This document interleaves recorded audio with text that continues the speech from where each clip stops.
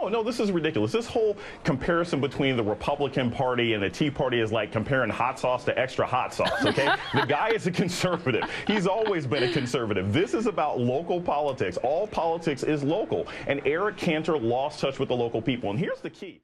Did they score a small symbolic victory there? No, no, no. This is like, Tony Romo losing to Peyton Manning last week. There's no moral victory, okay? the Republicans, they just lost. They just absolutely lost this battle. They picked a fight with a president who they underestimated. Romney train. Will the rest of the Tea Party warm up to him? Jason.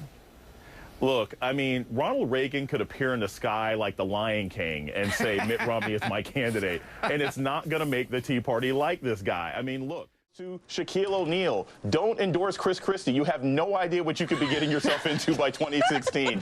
They should really stay out of that sort of thing. He lost the New Jersey Nets. You can't stay with this guy. Oh, okay. Goldie. Anything can happen. All right, let's go to the humble Jason Johnson. JJ? Look, this is all about ego. This is all about anger. He's like old man, like Liam Neeson, old man angry. He's just out for revenge. You know. What did Peggy Noonan say? The angry little attack muffin? Exactly. Republicans and Democrats are arguing, they're saying, well, for every tax increase, I want to cut here, I want to cut there. We should actually have policies in Congress that for every increase in surge overseas, there should be a commensurate increase in funding for the VA, and that doesn't happen. So Congress is directly, and it's very interesting. It's a testament to where the two parties are, that the Republican candidate is an economics professor and the Democratic candidate's in sociology. Here's what's interesting. A lot of people say, well, we need to run the country's budget the same way we run our families. Well, we would never run our families the way we run this country. We wouldn't let one of our kids starve. We wouldn't pick and choose which of our children go to college. And we wouldn't only take care of part of the house. And that's what's going on right now. Members of Congress are picking and choosing which Americans get coverage from our government, which Americans are going to have safer food inspection. And that's irresponsible. And what it's going to take is for them to look at the country, not just partisanship, and realize how important these programs are. Will be in 2016 in general, same-sex marriage.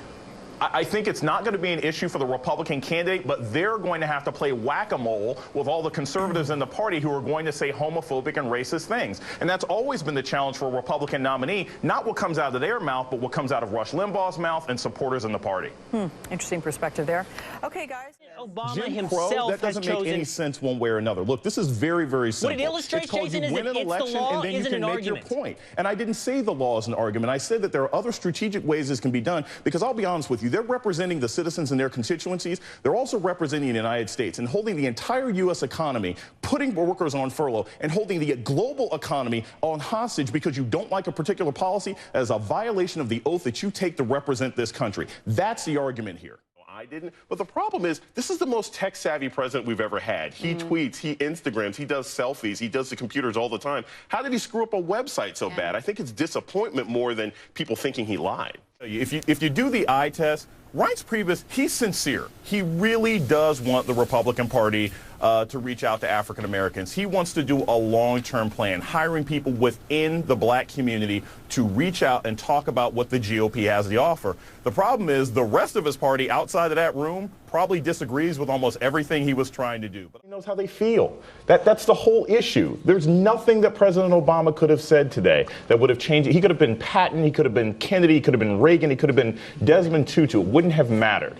So all he really needed to do today was simply say, this is why I'm going through with asking Congress to begin with. The evidence is already there. I don't really care what the Israelis say. I don't care what the British said. I didn't even care what the U.S. intelligence said. When the Arab League came out and said, we know that Assad used gas, that was enough evidence. Jason? Joe Biden got in trouble for everything that he has said. This is something that people complain about with both parties. Just because a Republican says something racist doesn't mean Democrats don't do it too. But Republicans need black voters and Democrats already have them.